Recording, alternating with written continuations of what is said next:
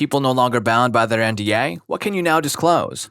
There are power line transformers that predate World War I, still up and running in the US, and the utility companies aren't 100% sure where most of them are. They'll only find out when one finally goes out. Someone over 100 years ago put up a transformer that powered telegrams all the way to Twitter. I worked in the telecom sector. That means I needed to know something about how utility poles operated. On my first day, they handed me a binder that was an idiot's guide to utility poles and made me sign an NDA on it. It was dumb because I'm sure even back then it was public information. I really do not know more than I stated. I use low VA transformers at work and they are a black box of magic to me. Some people are mentioning PCBs and sure, that makes sense. I don't know what they used to cool them 100 years ago. Transformers can last a long time. I've pulled multi-decade ones out of machines, so the idea that one hit the century mark seems reasonable to me and I haven't questioned it. When my internship was over, I talked to a professor I knew about this and she mentioned the bird poop thing. I'm not sure if this is related to multiple fires in California. My internship was in the Bay Area and I sort of remember the binder being general, not specific to that one particular area. Forgive me, but this was about 2007, so I can't remember this perfectly. On the last day of my university, I stuck the binder on the shelf in the engineering section of the library. I'm not sure how to locate them or what they even look like. It was just a chart on paper. I admit the idea is a really cool concept, but based on what I'm reading here, if you found one, be very wary. Yeah, we all know about the Transformers in World War I. They were in the Michael Bay movie. The Autobots were on our side. The Decepticons helped the other side. Story 2. My NDA is still in effect, but I've covered my liability. A few years ago with a previous insurance company I worked for, we fired an employee who had a nasty personality. Imagine a toxic gamer working in a call center, and that would be this guy. He had been the son or grandson of one of the board members, so he was untouchable. When his relative on the board got voted out, it was finally time for this little troll to be fired. His supervisor took him to a conference room to let him know he was fired, and he was escorted from the building by security. As the HR manager, I was tasked with clearing his desk and separating his property from company property. That was when I found a heavily used 5x8 notepad on his desk that had a list of names. Next to each name was a mailing address and details about how this ex-employee planned to harm these people. I did some digging and found they were all current or former clients of the company and that they all had filed complaints against this monster. It was a hit list. I notified the board after I notified the police. The guy was arrested on unrelated charges. The prosecutor now had to consider charging this guy for his hit list. Since she couldn't convince the judge there was a strong enough case, the prosecutor decided to impanel a grand jury. Since I was the individual who found the notepad, I was subpoenaed to confirm its provenance. Considering any other employees could have walked by and deposited this list on the schmuck's desk, the grand jury decided not to move ahead to a trial. For the other charges, the former employee was sentenced to 16 years in prison. As a witness, I wasn't issued a gag order regarding the grand jury investigation. However, my work did order me to sign an NDA to, quote, protect the clients who were on that hit list. It was really just to cover up that they were in any danger. I signed and then quit as soon as I got a job offer with another company. Those guys on the board cared more about their profit margin and public image than they did about people's lives. If they figure out I'm violating that NDA, there's not much they can do. They know antagonizing me with a lawsuit would only lead to me telling the media, naming the company, and then ruining their public image. Story 3. A recently hired employee trapped a secretary in a bathroom at the company Christmas party and essayed her. He was caught in the act, sentenced, and will serve a long jail term. All the employees who knew about the details were forced to sign a strong NDA and ordered not to talk to any other employees. No one was told why the guy didn't show up for work ever again. The victim was offered a generous payout and never came back to work. HR put out a story that she was taking time off for personal reasons and her co-workers were never told why. Everything was hushed up as much as it could be. The company changed from open bar to drink tickets for all future company events. Story 4. I used to work for a company that tracked ticket sales for theaters across the US. By contractual agreement with Hollywood studios, we collected information for approximately 80% of theaters, but we were not allowed to collect that last 20%. Why? You may have heard of Hollywood accounting. Hollywood studios work very, very hard to ensure their accounting is as beneficial to the studios as possible. No surprise, all businesses do this. But Hollywood has unusually high amounts of money in very narrow products, creating a distorted market. And the industry is rife with films grossing obscene amounts of money but not reporting a profit. Because our company couldn't collect that last 20% of theater data, it was impossible to absolutely say that a movie made X number of dollars, so I can't prove it, but On Friday, June 21st, 2002, the movie Minority Report and Lilo and Stitch were both released to great fanfare. Minority Report's opening weekend was reported at $35,677,125, 27% of total gross. Lilo and Stitch's opening weekend was reported as $35,260,212, 24.2% of total gross. This is a lie. Lilo and Stitch earned more money than Minority Report its opening weekend. 20th Century Fox couldn't have a Tom Cruise feature film being beaten by a frickin' cartoon, so someone at 20th Century Fox called Disney and offered a deal. Since the full amount of money earned couldn't be proven, Fox would announce that Minority Report was the top earner for the weekend in exchange, and we never knew what the exchange was. We simply knew that Minority Report was reported as the top earner, and Disney received some benefit for not saying anything. Story 5. When I was a vet tech before I became a veterinarian, I worked in a lab that mostly tested animal medications on animals, flea products, heartworm meds, etc. We had one product in testing for human medication, though, which was an injection that supposedly was going to shorten the need to wear retainers after having braces. Of course, to test that, we needed animals that had worn braces long enough to replicate the changes that happen to human mouths that have had braces. What I'm getting at is that some days it was my job to brush the mouths of like 50 beagles that all had braces and make sure the wires and brackets were in place and not causing any trauma to their lips or gingiva. The image of dozens of goofy little dogs clacking around me in circles around the lab, super excited to see me doing their ridiculous beagle howls and flashing their braces as they did so, will never leave my brain. Story 6. You know those Jackbox party games? They have a database full of about 100 Jackbox games that were pitched but not used, since rejected games often get featured in later party packs. Notably, one of those Jackbox games is called Poop Cake. Won't detail how it works in case it does get released, but there is a rejected Jackbox game called Poop Cake that exists and is officially documented for potential future use. Story 7. Still bound, but can't say where it was terminated 3 times by the same company for a disability. Ended up getting a rather large cash settlement for them to avoid taking them to court. They're bound not to say they terminated me. I gave them notice, and the next day I got a letter saying I was fired. That's not how that works. And I'm bound not to report disability discrimination or elder cruelty that I witnessed. Funny story, NDAs can't prevent you from making a report as a mandatory reporter to a governing body in my state. I reported them anyway. They tried to claim I violated the NDA, and the governing body in my state went ballistic and slammed them with a 7-figure fine. The CEO, CFO, and CNO were all forced to quit. The place is currently facing a multi-million-dollar lawsuit for multiple negligent wrongful deaths. I didn't violate the NDA, and I kept the settlement. Schmucks. Story 8. I work in film VFX, so there's a lot. Okay, let's see. I mean, the obvious is always that studio interface equals crappy movies.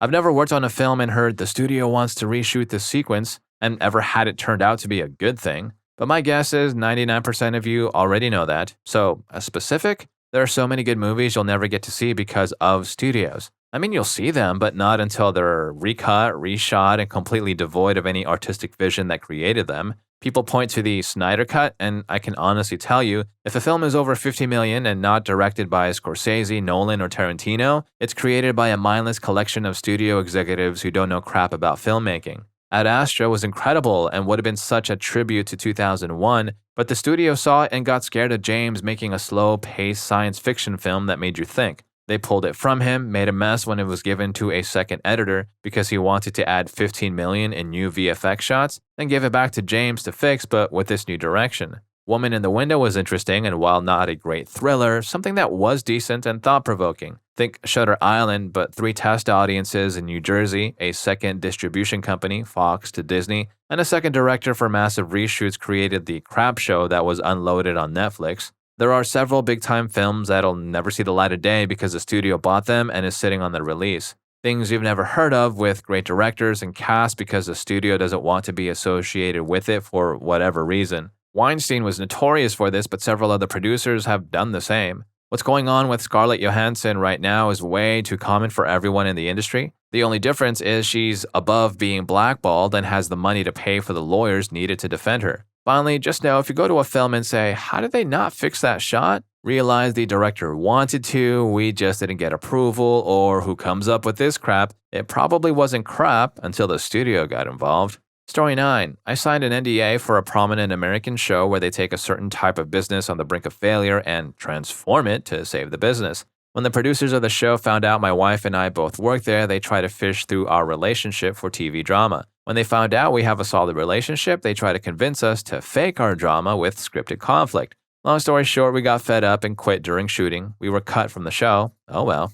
Story 10. Amazon is probably here, but I'm saying it anyway. The reason why people whiz in bottles is that they are fighting against TOT, time off task. If in a week you accumulate a combined total of 15 minutes of non-working, not break away from your station, you are reprimanded or more likely fired. So walking away to whiz, TOT. Slightly late to station due to high foot traffic, TOT. Stop at your station for a breather because it's hot, you're tired or sick, TOT.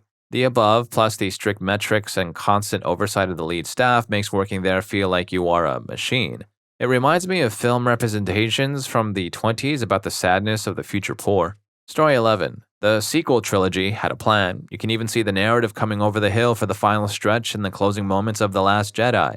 Kylo Ren was supposed to pass away evil. He was literally supposed to be an embodiment of the antithesis of the hero's journey. Like if Luke Skywalker was born evil and had to resist the light to become ultimate evil. It would be Rey's one great failure, that she could not save him. It was supposed to be a message to young girls that just because you want to fix someone doesn't mean you'll always succeed. However, TPTB, Kathleen Cough, chickened out when they saw how huge the Reylo fandom was and scrapped their plans for 9 and hired JJ to crap out whatever the hell Rise of Skywalker was. I cannot wait for the tell-alls to be written about the making of that trilogy. I have tons more details about what went down too, like Driver only being down for the role if the ending stayed the same, and how angry he was when it changed. Well, I would have been fine with Darth Jar Jar being behind it all. Oh yeah, before I forget, other me's over on Rufus' story doing what he does best, unpacking some crazy relationship stories. It's a good time, I promise. Links in the description below if you're down. All right, back to the stories.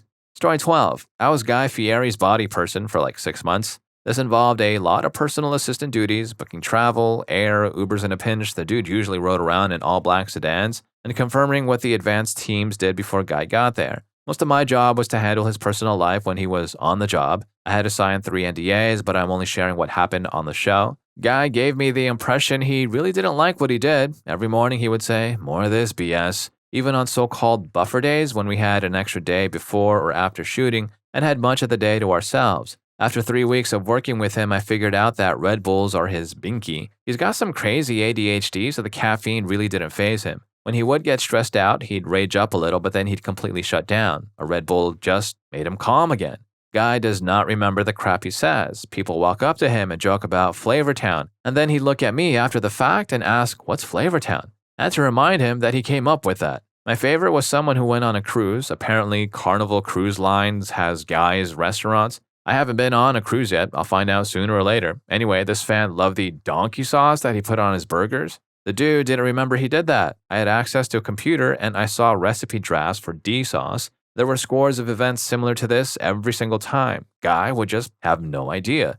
It kind of sort of floors me that this guy influences so many people and he doesn't give a damn. He doesn't hate his fans, but he thinks interacting with people is a hassle. He legit doesn't understand why he's a celebrity, which boggles my mind how much effort he puts into his shtick. That one British chef who lied about cooking for the Queen has more cognizance about his fame than Guy. On a personal note, his family is full of sweethearts, and I went above and beyond a few times to help them out. All I want to say about his family, they're really nice people. Story 13. Uber was planning to make their own Google Street View for use in the app to better help drivers find riders and to map the world for driverless car technology. But they were going to use Uber drivers to capture the images for the Street View.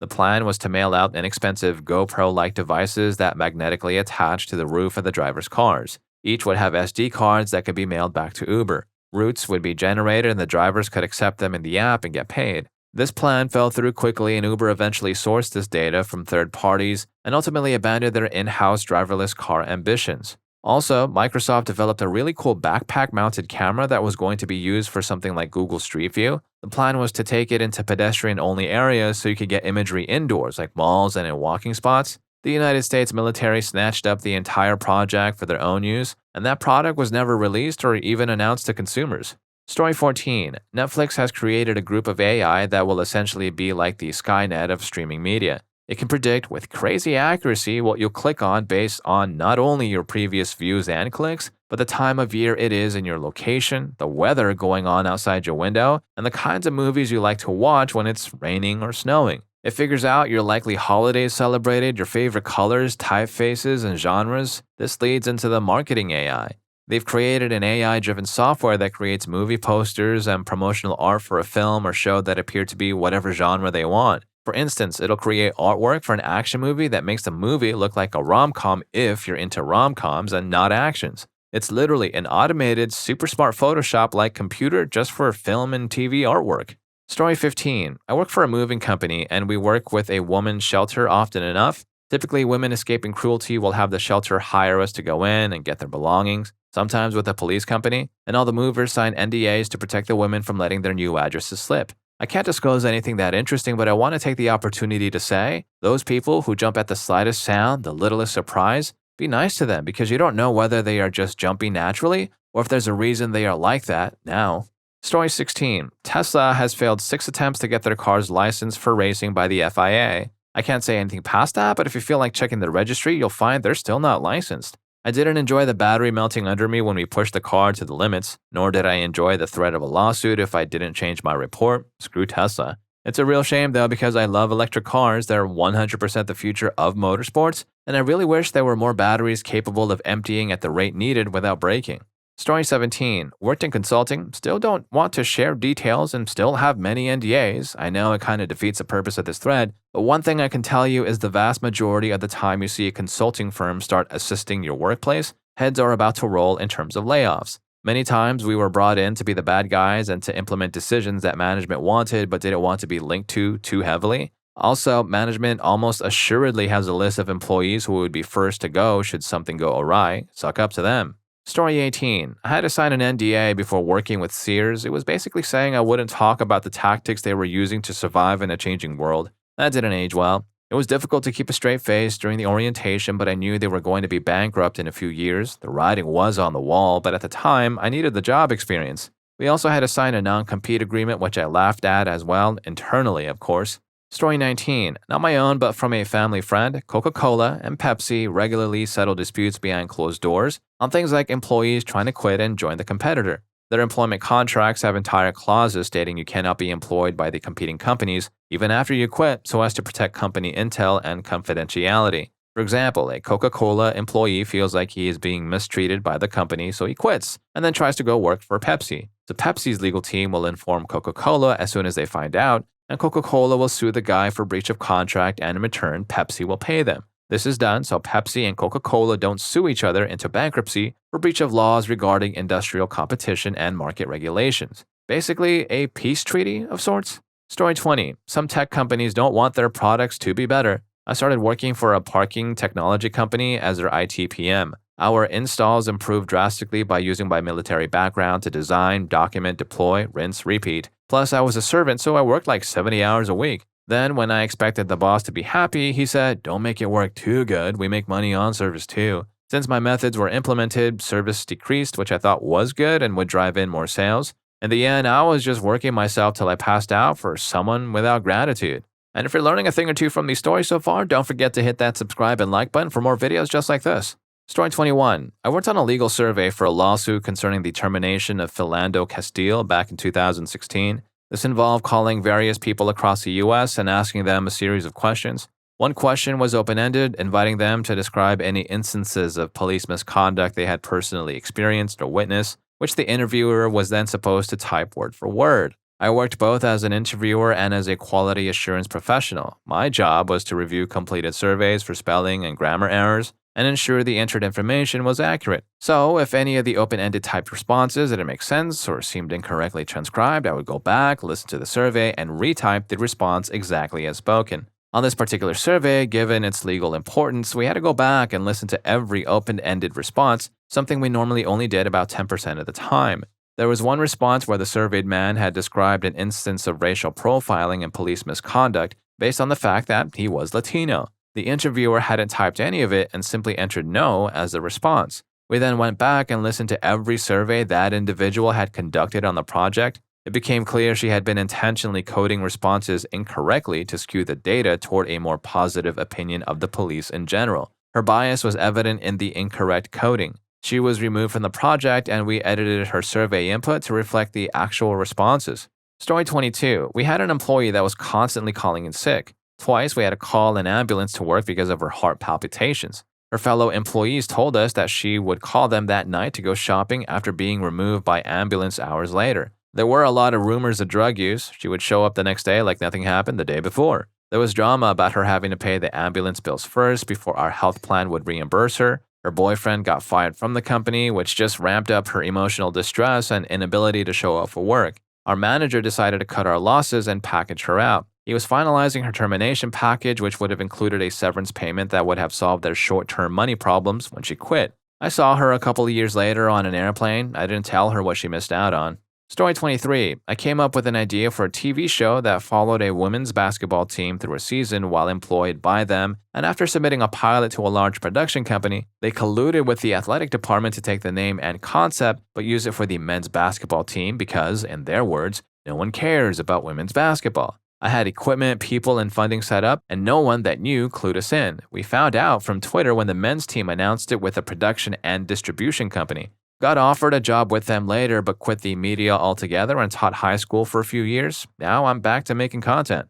Story 24. I'm pretty sure I'm still under an NDA, but when you donate yourself to science, you're doing something truly great.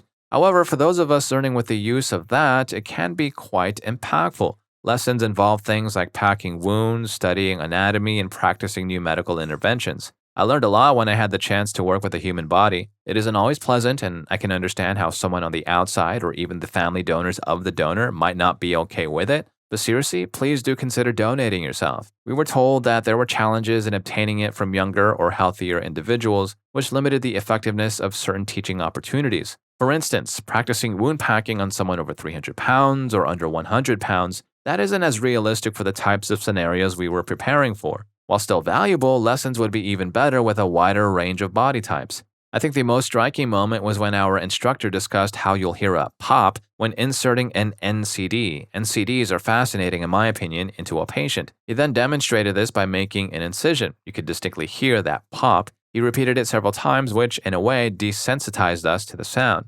Also, when he demonstrated the anatomy behind an advanced airway by making an incision to expose the structures, it was incredibly impactful for our learning. For those whose loved ones have donated themselves to science, please know that we took great care to be respectful while gaining invaluable lessons. We all benefited immensely from those experiences. For those wondering if they should donate, I strongly encourage it. I wish I could participate in more of those classes, and I know many others who feel the same. They are such incredible learning experiences that simply can't be replicated with training dummies.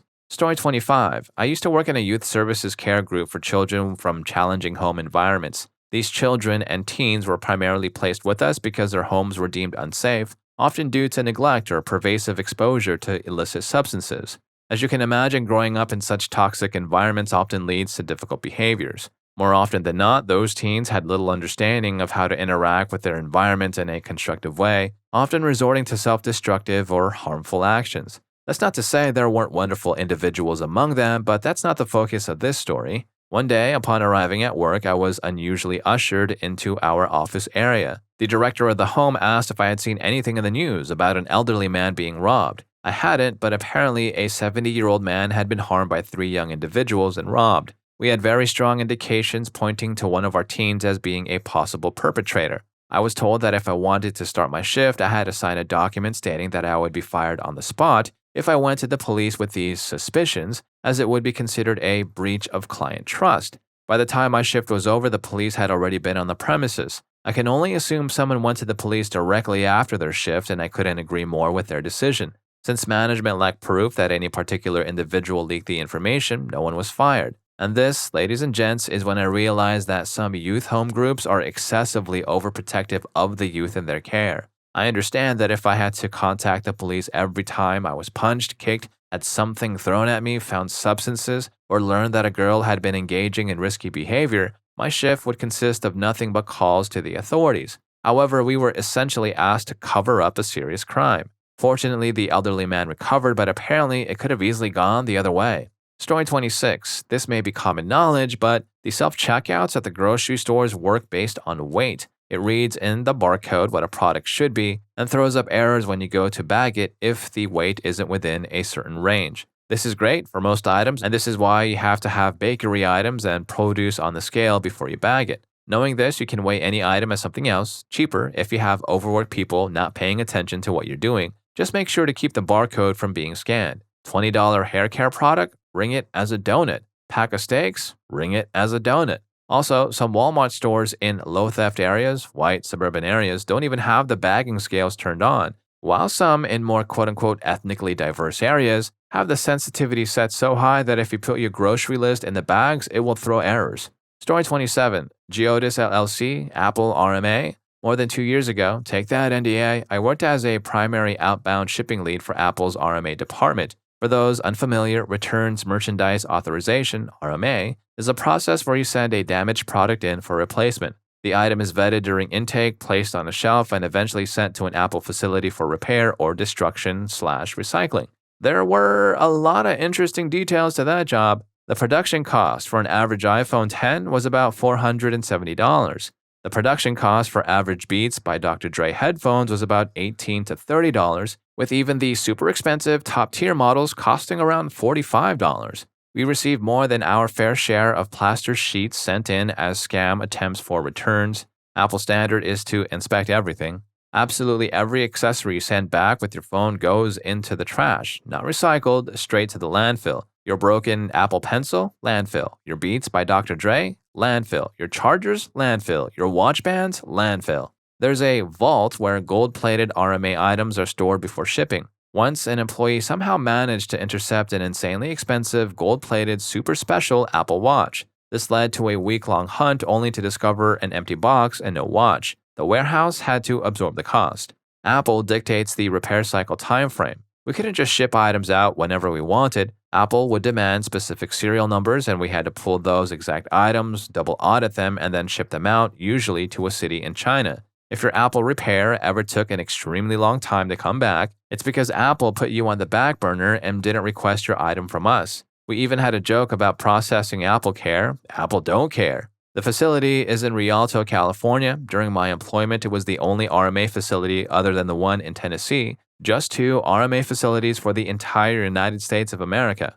Story 28. So back during the recession when everyone was strapped for cash and the state of Michigan was offering big tax incentives to film companies, HBO filmed a show at my high school. I honestly don't know if some staff knew the details of the show, but had an NDA, or if our school was so desperate for money they just said yes, no questions asked. All we knew was that the lead character was a high school teacher who also coached the basketball team. So there were classroom scenes, a basketball game for which they used our actual team, and a pre-game speech scene in the locker rooms, all using actual students as extras. Later, we found out the show was called Hung and was about a high school teacher with a Big Johnson who becomes a street worker. When this news came out prior to the show's release, school staff and parents were outraged, mainly at the idea that scenes with students would be followed in the episode by graphic scenes. We students thought it was hilarious, and it's HBO, even if no questions were asked or details given. Graphic scenes are a safe bet. The school should have known better, but it became a local scandal covered on the evening news. Story 29. Didn't sign an official NDA, but was bribed with sweet swag. My friend and I went to a local distillery to acquire some yummy vodka. They were offering tastings, and I struck up a conversation with one of the owners who ended up offering us tastes of a new product that would be aging for about 2 more years before bottling. The guy told us that it was made from a grain that we would never ever guess it was made from, then invited us to guess. Being a bit of a geek, I said the first thing that popped into my head. Triticale. Think Star Trek with the tribbles eating the quadro triticale. The poor guy went white. I thought he would pass out. He begged us not to tell. We said no problem and that we'd sure buy some when it came out. He then gave us some nice branded swag as a thank you. This was years ago, and I did buy some triticale whiskey. Not bad. Story 30. Over 20 years ago, I took part in a pre-trial hearing. A nearby dam was being sued by the family of a dam worker. The family was suing for an undisclosed amount to 1. Cover medical expenses, 2. Pain and suffering, and 3. Negligence of maintenance of the facility. What happened? The dam had received multiple complaints about lack of maintenance. This particular dam was a working dam but hadn't been maintained in several decades. Before the incident, an engineer had written a report saying the maintenance supports for the walkways above the boilers needed to be completely closed until replaced. This was not done. A maintenance worker went onto the walkway above the boilers. The walkway failed and the worker was plunged, completely submerging him. His co-workers were able to retrieve him in under 30 seconds. This worker spent the next 9 months in the ICU before passing away due to infection. We awarded in the pretrial hearing $1 million per second the man was under. Additionally, all medical expenses paid and the remaining possible wages earned paid in full, including full medical and dental to the family for the next 35 years. I have no words for that, besides that is unfortunate and brutal at the same time. What a terrible way to go.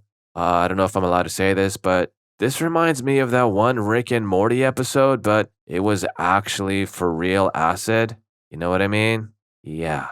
Story 31. I, a white male in the USA, had to sign an NDA because I was getting $2 annual raise in a mostly Hispanic factory. Others got at the most 30 cents per hour or nothing at all. We all did work. If you were white, you were given a free pass for extended breaks and other perks and were encouraged or forced to take advantage. Overtime was optional for the whites. Black people were fired before their 90-day review. It didn't matter if they were hardworking. All the higher-ups were either family or friends of the owner. Most had no idea how to run the company and were there just for the paycheck. There were also a few family members of the owner on the payroll that only showed up for the annual board meeting. I quit a few years after, finding a better place. Story 32. If you own a Samsung TV in North America, mainly the States, and have updated the firmware since 2015, it can recognize what you watch even if it's not a broadcast channel, provided it has a clip to match in an online database. It can send this info to provide stats on what you watch. These stats can rival the usual ratings for TV, and then that they're amazingly accurate and updated every few seconds. They're worth millions. They also build up a profile of you as a viewer, and this feeds an advertising profile based on watching habits. Software on the TV can play a video over content you watch, the idea being to replace commercials that you watch with more appropriate ones. I don't know how much of this is still being done, but when I stopped being involved because it's freaking abhorrent, it was 18 million TVs. It all sounds fine when you think of it as you getting more adverts for stuff you might buy and fewer for stuff you don't. Story 33. I was in the Safari team at Apple a few years ago. I've got a few stories. Internally, we were testing Safari builds based on Chromium, but it was ultimately decided to not release it because the higher-ups didn't want to rely on Google Tech. My immediate managers did hate on Google quite a bit.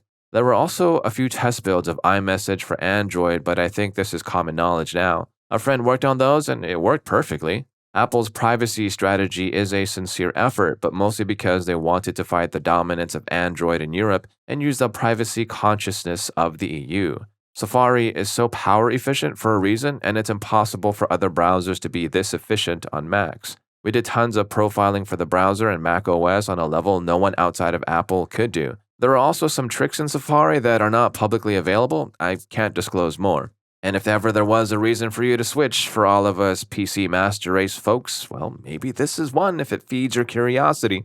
Does mine. Story 34. I manage customer service for a successful eyewear e-commerce startup. Our warehouse sat on thousands of boxes of returned product because it was unofficial company policy, obviously, to not issue refunds until a customer complained. If you ever don't get your refund for something you mail back to a company, please complain. It's probably on purpose. Ever get a new credit or debit card and then end up really confused about how a subscription service got the new card info, even though you didn't update it? Yeah, we had an employee whose only job was to try out different combinations of numbers for accounts where the card stopped working. We were supposed to tell customers that their bank shared the information as a service to them. We had one woman programmer the entire time I worked there. She was forced out because she reported the CTO for cornering her in a conference room and screaming in her face. He was upset she made him look bad by doing her job better than him. Jokes about at least Woody Allen kept it in the family and playing the Kavanaugh hearings at top volume on the TV in the common room because, quote, this is an important day and people can wear headphones were common. The company was being investigated by the federal government. As far as I know, they still are. One day they brought in a team of lawyers who told us that since we use Slack for work on our personal phones, the company had a right to the data inside. They told us we could hand them over to be scanned or we could be fired. This is just the tip of the iceberg. I built their offshore customer service team and managed it for years. But during 2020, they changed all my job duties and put me on a performance improvement plan. I have a disability and consistently worked until 8 or 9 p.m., but they told me they needed to see more effort. They pushed me out with severance and an NDA, but they also blocked my ability to receive unemployment, and they pulled my health insurance 2 months before they promised, so screw them. Story 35. My dad unknowingly recorded a Sinaloa Cartel general on video, someone who was hiding from the police. This wasn't bound by an official written NDA, but it was a serious situation. It happened in his hometown where we were vacationing. There was a big quinceañera, and the girl and her friends were being paraded around the small town, escorted by a mariachi band and horses. My dad pulled out his phone and recorded it, only to be pulled aside by two people who told him he couldn't record video. Apparently, the girl was the general's niece, and he was following right behind her. My dad inadvertently caught him on video. The ironic thing is, he'd been avoiding Mexico for a decade because of all the cartel activity, and decided to go when he thought things had gotten safer. Boy, were we wrong. Story 36. I used to be a level 2 universal tech support agent for Microsoft. We weren't allowed to bring our phones through security. We all did, of course, but no one ever took them out of our pockets. Flash drives would also get you fired, obviously. It was immediate termination if they saw a phone or a flash drive. There had been a few occasions where people actually completed the certification just to get on the floor and access the computers to steal client information. In minutes, a person could literally steal 50,000 accounts or more. Security was a huge deal as we had access to every Microsoft client's information, everything but their Microsoft password. We were also strictly forbidden from speaking about our jobs on social media, ever. They never said why, but I have my suspicions. Finally, those guys working tech support that you yell at and treat like idiots are actually pretty smart. We're monitored by both cameras and dozens of supervisors who ensure we're doing our best to resolve your issues in under 3 minutes, because there are usually a few hundred people on hold waiting who also broke their stuff. Every call is recorded and listened to. We have to listen to our own calls when we mess up, and we get something noted in our personnel file. So, trust me, your tech support is doing its best, at least for Microsoft, because their job depends on it. But if you're a schmuck or become cruel, as some people do, that's also recorded. You're not getting transferred. You could be, but seriously, just call back, wait on hold for half an hour to get through, and talk to the person sitting next to me who already knows you're a schmuck. They'll listen to you complain and then literally tell you to do exactly what I was telling you to do. There are basically about 5 problems that make up about 90% of the issues people call about, and the fix is the same every time. Story 37. The space shuttle was actually designed and flown in 1954. Drones were developed in the late 1970s, refined in the 1990s, and then a guy from the CIA asked if we could put missiles on them. We said yes, hence the term droning. We repurposed America's original superconductor site into a factory setting where we reclaimed tritium from nukes. Publicly, a story about it being sold to a guy farming mushrooms was put out. We ran a project as part of the congressional bill to reduce the nuclear stockpile. We were ostensibly supposed to be taking nukes apart, we were, and then putting them into newer, smaller bombs, thereby reducing the size of the nuclear stockpile. The Army's Enchanted Skies project in New Mexico, well, it was originally just a remote-control telescope project on Sandia to control the video feed. It morphed into live feed loopback control, and then the non-classified aspect became public. We were running a high-energy HE microwave test out in Nevada, and a group of Earth First activists made their way into the live fire zone. They almost got cooked. We pushed a story about how they got lost on federal land and needed rescue. Sometimes secret projects don't seem like they should be a secret. This here is nothing compared to a 30, 50, or 75-year NDA. Those exist, and there are other types of NDAs that are far more restrictive. And if any of these stories got to you, or you learned at least one thing, here's more for you. YouTube thinks you're going to love this. I'll catch you in that video.